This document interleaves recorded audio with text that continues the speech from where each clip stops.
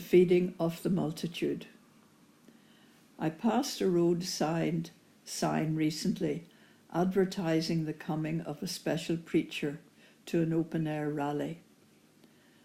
Somehow it made me think of the open-air preaching of Jesus as recorded in the New Testament. I decided to look up the story of the feeding of the 5,000.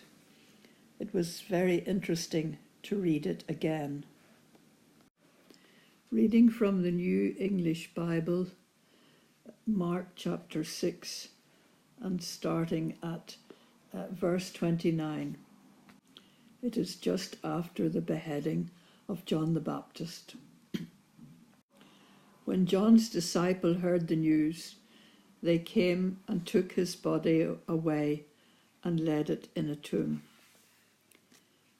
The apostles now rejoined Jesus and reported to him all that they had done and taught. He said to them, "Come with me by yourselves to some lonely place where you can rest quietly."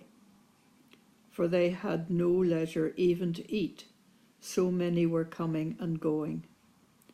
Accordingly, they set off privately by boat for a lonely place, but many saw them leave and recognized them and came round by land, hurrying from all the towns towards the place, and arrived there first.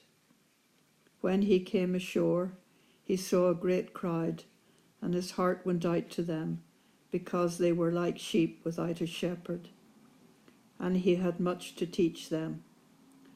As the day wore on, his disciples approached him and said, "This is a lonely place, and it is getting very late. Send the people off to the farms and villages round about to buy themselves something to eat." "Give them something to eat yourselves," he answered. They replied, "Are we to go and spend 20 pounds on bread to give them a meal?" "How many loaves have you?" he asked. "Go and see." They found out and told him, 5, and 2 fishes also. He ordered them to make the people sit down in groups on the green grass, and they sat down in rows, 100 rows of 50 each.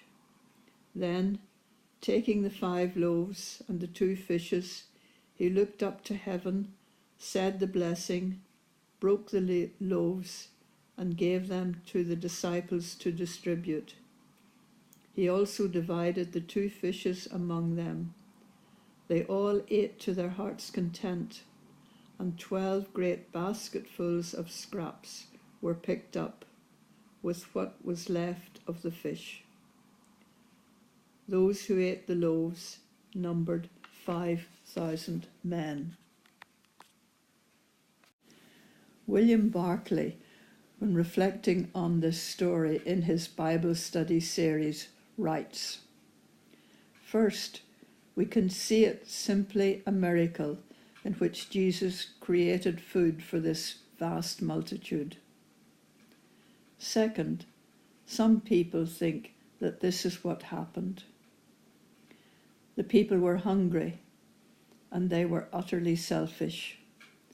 They all had something with them, but they would not even produce it for themselves in case they had to share it with others. The 12 laid before the multitude their little store, and thereupon others were moved to produce theirs. And in the end, there was more than enough for everyone. So it may be regarded as a miracle which turns selfish, suspicious folk into generous people, a miracle of Christ's changing determined self-interest into a willingness to share. Is this a message for our world today, or just an interesting Bible story some were taught in Sunday school? Is it a story about a miracle of Jesus multiplying the food, or the power of his words and the example of his disciples inspiring others to share? The world is in a very uncertain state at the moment. A European war, resulting among other things the huge rises in the cost of energy.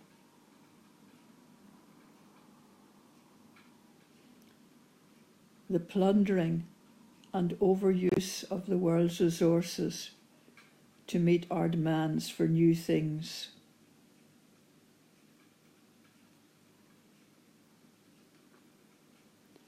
And the waste it has created.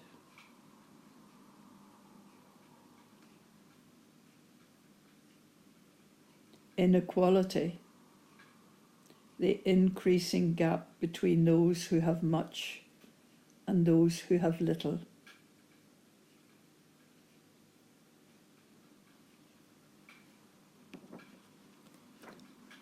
Climate change.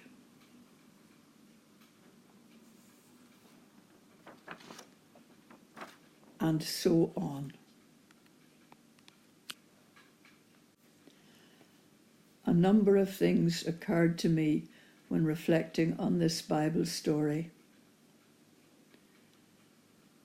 The crowd had been listening to the words of Jesus.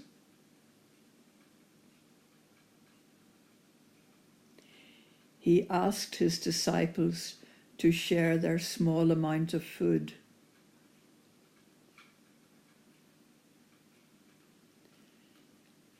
This example caused others to share theirs, and it turned out there was enough food for everyone.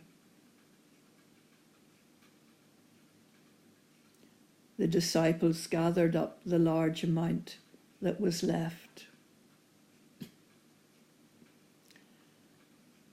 Can this be a story for today? The first, listening to the words of Jesus.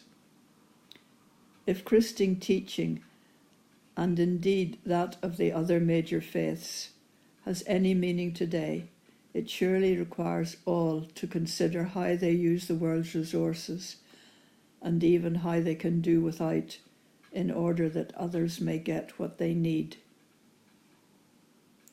Second, showing an example. If an individual starts, it will encourage others. Third, there is enough to go round.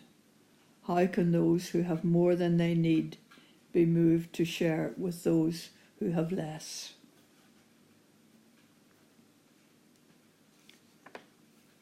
Finally, the disciples gathered up what was left.